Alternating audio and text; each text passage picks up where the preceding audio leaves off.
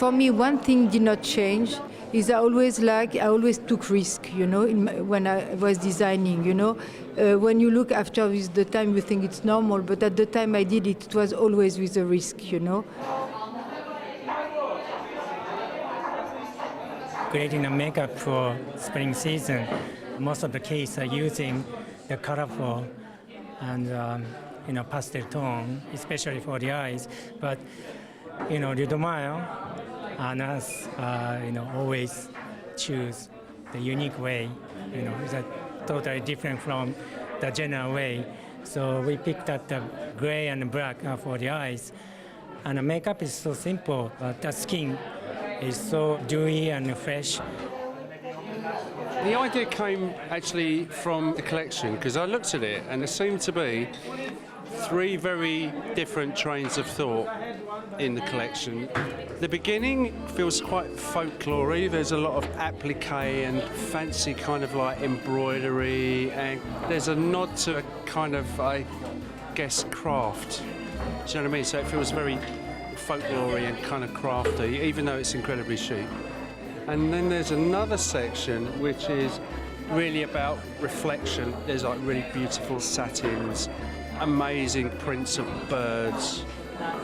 It's slightly Chinese looking in terms of the textile and also the style. But the really wonderful thing about it is it's not red, it's not black, it's not hard. Do you know what I mean? It's like much more kind of like textural and way sexier, of course.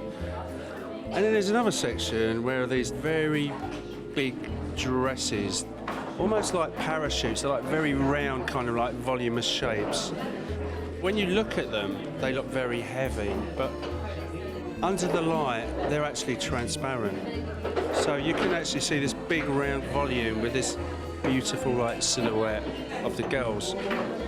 And I just thought, what on earth am I going to do? Because there were like three very different things here, and I just thought, maybe it would be really good if I kind of did a little something from every part of the collection. Like I did something that was crafted, which is that inside braid.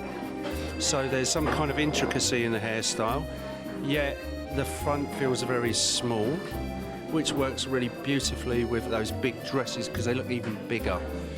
And I think this is like the really hard thing to do, to actually kind of do something that's interesting without it looking weird and unflattering.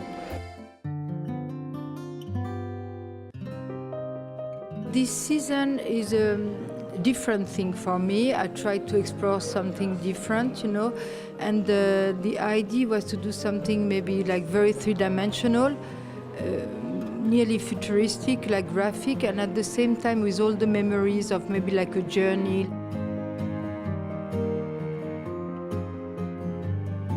This season, I was considering the collection also like bringing, because the women for summer, you know, of course now you have so much choice of everything, you know, so, and they're nice, they have a lot of things. So I say I have to add something special. That's why that was the idea of this futuristic journey, you know, is to find pieces like you would find vintage piece. This time it's not vintage, it's just from some countries, you know, because I think you can wear your pants and t-shirts or skirts, but I think you might need to add some specific pieces, more special, that she can also wear.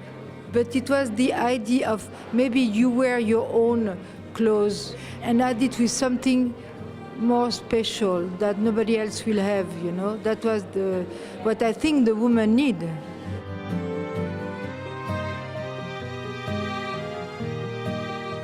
I worked the colors. They're very minerals, you know, like earth, sky, granite, the stone, marble. It's all like very organic.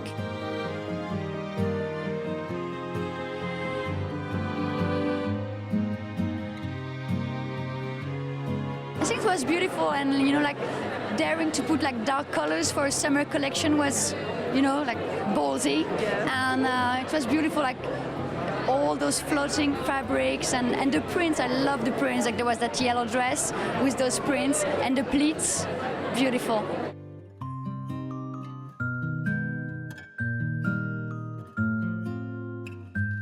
the thing is, you have such a big choice now, you know, and I think it's easy to now women, they understand, they have their style, they don't need to be educated, you know.